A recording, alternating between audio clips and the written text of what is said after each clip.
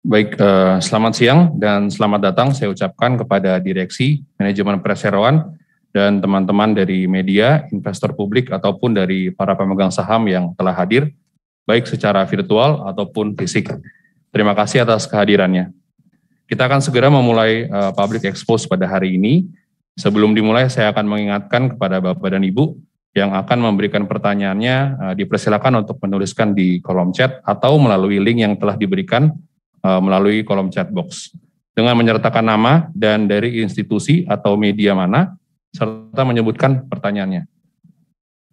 Pertama-tama, kita akan memperkenalkan Dewan Komisaris dan Direksi Perseroan.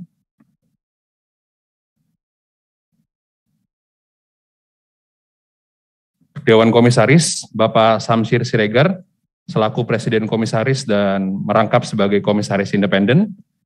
Lalu Pak Afandi Hermawan, selaku Komisaris, Bapak Muljadi Budiman, selaku Komisaris, dan Bapak Thomas Lee, selaku Komisaris Independen yang barusan diangkat pada RUPS hari ini. Untuk direksi, Bapak Anton Wiratama, selaku Presiden Direktur Perseroan, lalu Bapak Sugito Budiono, selaku Direktur Administrasi, Bapak Nio, selaku Direktur Sales dan Marketing, Bapak Bambang Praitno, selaku Direktur Produksi, Bapak Johan Wirjanata, selaku Direktur HRD, dan Ibu Sylvia Wiratama, selaku Direktur Finance dan Accounting, yang barusan diangkat juga pada saat RUPS hari ini.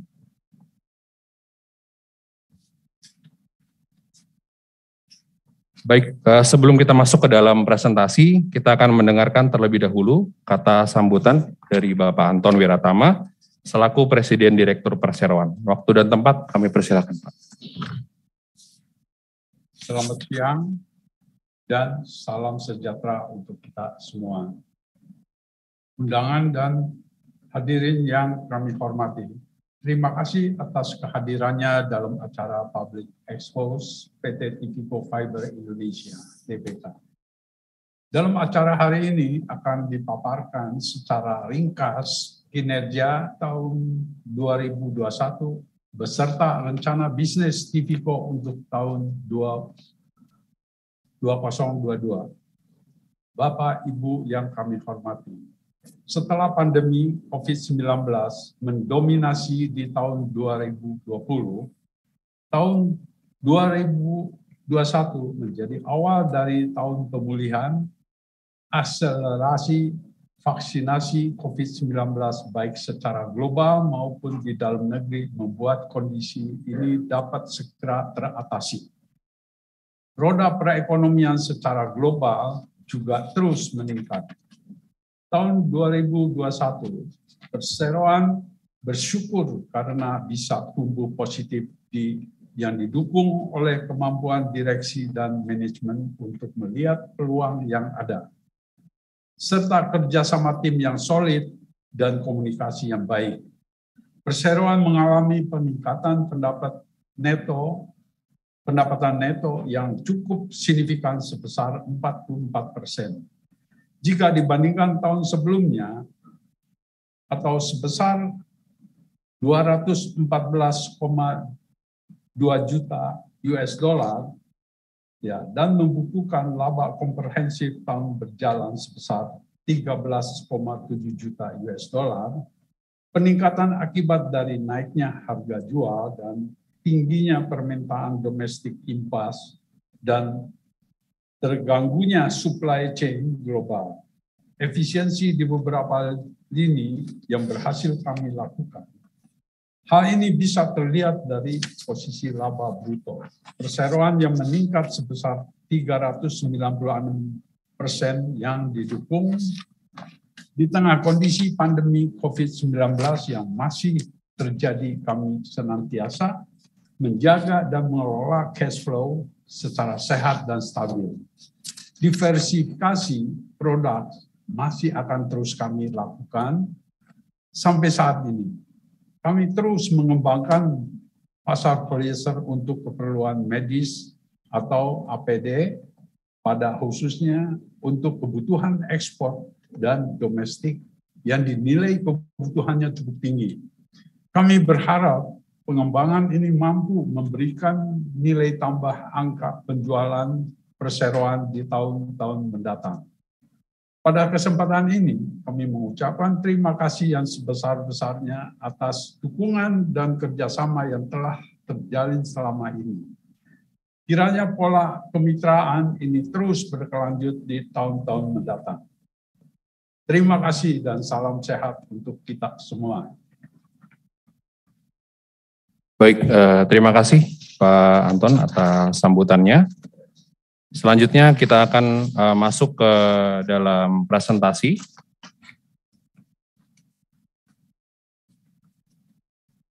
Untuk materi presentasi yang akan dibawakan pada Public Expose hari ini adalah sebagaimana yang telah ditampilkan di layar, yaitu diawali dari profil perseroan, dilanjutkan dengan aktivitas perseroan selama tahun buku 2021, dan summary kinerja perseroan pada tahun 2021 dan proyeksi bisnis perseroan di tahun mendatang, yaitu di tahun 2022.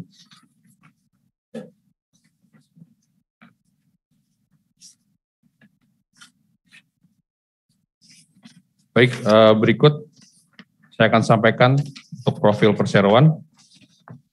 Seperti yang Bapak Ibu lihat di layar, yaitu ini adalah milestone atau perjalanan PT Tivico dari tahun 1973. 46 tahun sudah PT Tivico beroperasi, pertama kali didirikan pada Oktober 1973 dengan nama PT Teijin Indonesia Fiber Corporation, dan mulai pembangunan pabrik pada bulan Juli 1974. Dan 2 tahun kemudian, pada Juli 1976, pembangunan selesai dan Tivico memulai kegiatan produksi komersialnya. Pada Februari 1980, kami terdaftar dan listing di Bursa Efek Indonesia, menjadi salah satu perusahaan publik dengan kode emiten TFCO. Lalu pada tahun 2010, PT Tivico diakuisisi oleh konsorsium dan berganti nama menjadi PT Tivico Fiber Indonesia Tbk sampai sekarang.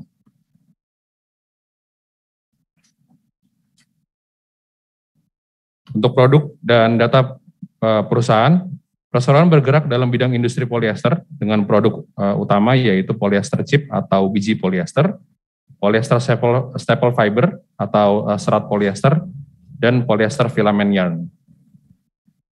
Per 31 Desember 2021, karyawan yang bekerja di PT Tivico adalah sebanyak 878 orang. Dan untuk modal dasar perseroan yang ditempatkan, yaitu sebesar 290,7 juta dolar Amerika Serikat. Dan untuk luas pabrik di luas perseroan, yaitu 62 hektar.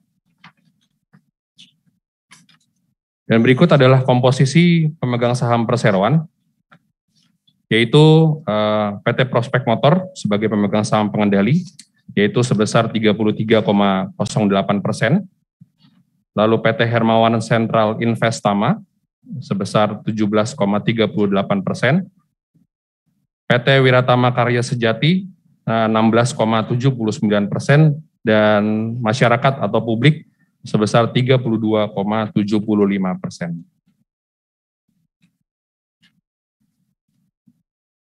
Untuk lingkungan dalam kegiatan operasionalnya, perseroan berkomitmen selalu menjaga lingkungan dan tetap memperhatikan tata letak dan ruang terbuka hijau, dan membangun budaya kerja yang disiplin bagi karyawan-karyawan kami dengan menerapkan diantaranya budaya kerja 5S, yaitu Seiri, Seiton, Seiso, Seiketsu, dan Shitsuke.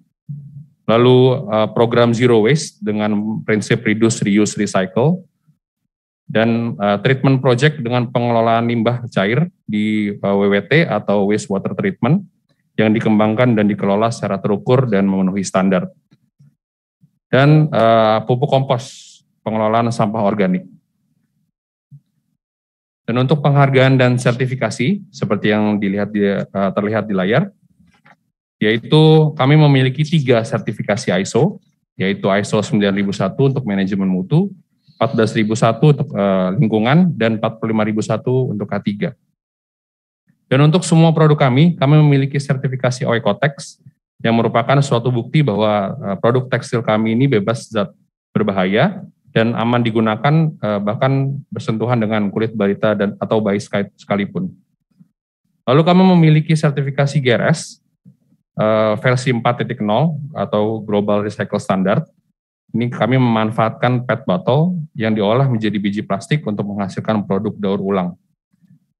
Kami juga bersertifikasi halal yang dikeluarkan oleh Majelis Ulama Indonesia, dan yang baru pada tahun 2021 yaitu kami memiliki sertifikasi TKDN, tingkat kandungan dalam negeri, yang dikeluarkan oleh Kementerian Perindustrian. Untuk semua produk kami yaitu polyester chip, baik titan maupun non-titan, filament yarn, dan juga staple fiber. Hal ini kami lakukan sebagai bentuk partisipasi kami untuk menopang perekonomian nasional dan juga mendorong penggunaan produk-produk dalam negeri. Dan kami juga mendapatkan penghargaan melalui penilaian dari Kementerian Lingkungan Hidup dan Kehutanan Republik Indonesia, yaitu proper dengan kategori biru. Hal ini membuktikan bahwa perseroan telah melakukan upaya pengelolaan lingkungan yang sesuai dengan peraturan dan standar lingkungan yang berlaku.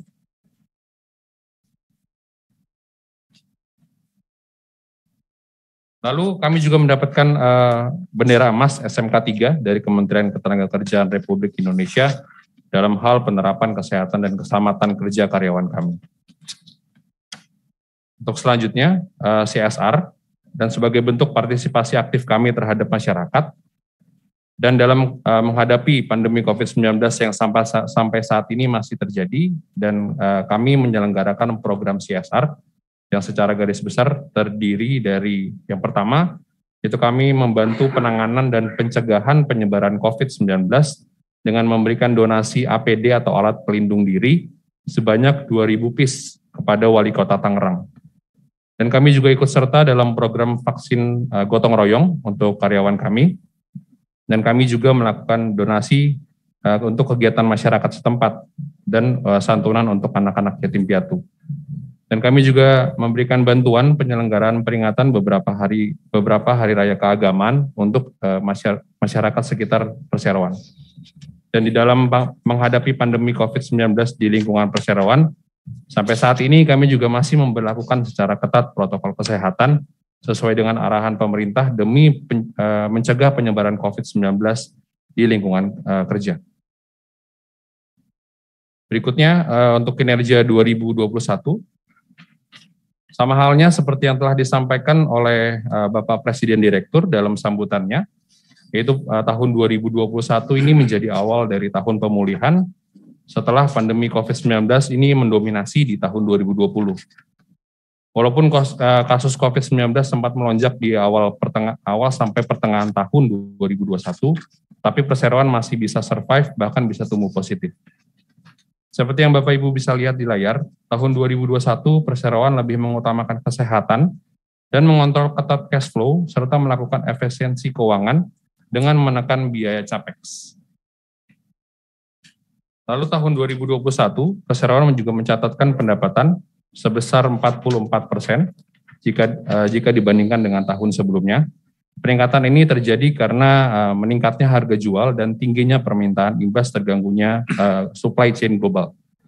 Hal ini memaksa customer untuk memberi barang lokal dibandingkan barang impor. Untuk beban pokok penjualan meningkat 34% dari tahun 2021. Hal ini membawa perseroan memperoleh laba bruto sebesar 20,5 juta dolar Amerika Serikat di tahun 2021. Naik 396% dari tahun 2020. Untuk dari sisi marketing, perseroan tetap melakukan pengembangan produk bernilai tambah tinggi dan memperluas pangsa pasar. Untuk pendapatan neto bisa dilihat, yaitu tren pendapatan neto 3 tahun ke belakang seperti yang sudah disampaikan sebelumnya, bahwa pendapatan perseroan meningkat dibandingkan dengan tahun sebelumnya sebesar 44%. Yaitu dari 148,7 juta dolar Amerika Serikat di tahun 2020 menjadi 214,2 juta dolar Amerika Serikat pada tahun 2021. Peningkatan ini terjadi karena meningkatnya harga jual dan tingginya permintaan imbas dari terganggunya supply chain global. Dan untuk sales bisa dilihat Bapak Ibu presentasi produk yang diekspor, yaitu sebanyak 20%, dan untuk penjualan lokal atau domestik sebesar 80%. Berikut adalah grafik perbandingan laba rugi 3 tahun ke belakang dalam jutaan dolar Amerika Serikat. Secara garis besar, perseroan mengalami peningkatan dan mencatat laba komprehensif tahun berjalan sebesar 13,7 juta dolar Amerika Serikat. Peningkatan ini terjadi karena meningkatnya pendapatan perseroan. Seperti yang sudah disampaikan sebelumnya, untuk pendapatan perseroan mengalami peningkatan sebesar 44% jika dibandingkan dengan tahun sebelumnya, dari 148,7 juta dolar Amerika Serikat tahun 2020 menjadi 214,2 juta dolar Amerika Serikat pada tahun 2021. Untuk laba bruto, kami mencetak laba bruto 20,5 juta dolar Amerika Serikat tahun 2021, naik 396% dari laba bruto tahun 2020 sebesar 4,1 juta dolar Amerika Serikat. Kenaikan ini berasal dari meningkatnya pendapatan perseroan dan penekanan terhadap beban pokok penjualan. Untuk laba operasi, pada tahun 2021 tercatat sebesar 16,4 juta dolar Amerika Serikat, sementara pada tahun 2020 perseroan mencatatkan rugi operasi sebesar 786.000 dolar Amerika Serikat. Dan untuk laba komprehensif tahun berjalan meningkat cukup signifikan, di mana tahun 2021 perseroan mencatatkan laba komprehensif tahun berjalan sebesar 13,7 juta dolar Amerika Serikat. Apabila dibandingkan dengan tahun 2020, perseroan mencatatkan rugi komprehensif tahun berjalan sebesar 754.000 dolar Amerika Serikat. Peningkatan ini terjadi karena meningkatnya pendapatan perseroan. Untuk total aset, ini meningkat naik 5% dari 317,7 juta dolar Amerika Serikat tahun 2020 menjadi 334,7 juta dolar Amerika Serikat tahun 2021. Kenaikan ini disebabkan oleh peningkatan aset lancar perseroan. Dan total aset lancar dan aset tidak lancar tahun 2021, total aset lancar perseroan meningkat 20% dari 115,4 juta dolar Amerika Serikat di tahun 2020 menjadi 139,2 juta dolar Amerika Serikat di tahun 2021. Kenaikan ini terjadi hampir di semua komponen aset lancar, yaitu kas dan setara kas, piutang usaha, dan persediaan. Untuk total liabilitas mengalami kenaikan 12% dari 28,4 juta dolar Amerika Serikat tahun 2020 menjadi 31,7 juta dolar Amerika Serikat di tahun 2021. Kenaikan ini disebabkan karena liabilitas jangka pendek perseroan yang meningkat. Untuk total ekuitas, perseroan mencatat kenaikan ekuitas pada tahun 2021 sebesar 5% dari 289,8 juta dolar Amerika Serikat tahun 2020 menjadi 303 juta pada tahun 303 juta dolar Amerika Serikat pada tahun 2021. Dan untuk proyeksi dan strategi bisnis 2022, kami berharap di tahun 2022 adalah menjadi awal tahun pemulihan dan kebangkitan ekonomi nasional. Maka dari itu perseroan memproyeksikan bisnis di tahun 2022 yaitu akselerasi vaksinasi COVID-19 dan penurunan kasus aktif COVID-19 dan percepatan pemulihan ekonomi nasional. Dan perseroan juga memproyeksikan bahwa sampai dengan semester 1 tahun 2022 masih mengalami gangguan supply chain global. Berdasarkan proyeksi perseroan, maka kami membuat kebijakan strategis untuk di tahun 2022 yang meliputi strategi keuangan, sales dan marketing, sumber daya manusia, dan juga produksi. Dari sisi keuangan, perseroan terus berfokus untuk melakukan efisiensi melalui cost down, seiring dengan upaya pengendalian cash flow agar tetap sehat dan stabil. Untuk sales dan marketing, kami selalu berupaya untuk mengembangkan produk melalui diversifikasi produk bernilai tinggi, serta sertifikasi produk yang diakui secara global. Dan kami juga tetap terus menjaga bahkan meningkatkan hubungan baik dengan pelanggan. Untuk dari sisi sumber daya manusia, kami selalu berkomitmen untuk melaksanakan SDM yang berbasis kompetensi, agar sumber daya manusia yang dihasilkan adalah SDM yang berkualitas tinggi, handal, dan profesional. Lalu kami juga akan terus melakukan pelatihan dan pengembangan kerja demi meningkatkan skill dari karyawan kami. Dari sisi produksi, kami akan terus konsisten mengembangkan produk berkualitas tinggi dan tetap melakukan penghematan energi yang telah kami terapkan sejak dulu secara optimal. Dan kami memastikan penggunaan energi seefisien mungkin, dan kami juga terus melakukan preventive maintenance. Dengan demikian diharapkan melalui serangkaian proyeksi dan kebijakan strategis yang telah ditetapkan Perseroan, ini dapat meningkatkan daya saing kami dan kinerja kami di tengah kondisi perekonomian yang semakin kompetitif. Baik Bapak Ibu, terima kasih. Saya akan akhiri presentasi saya sampai di sini.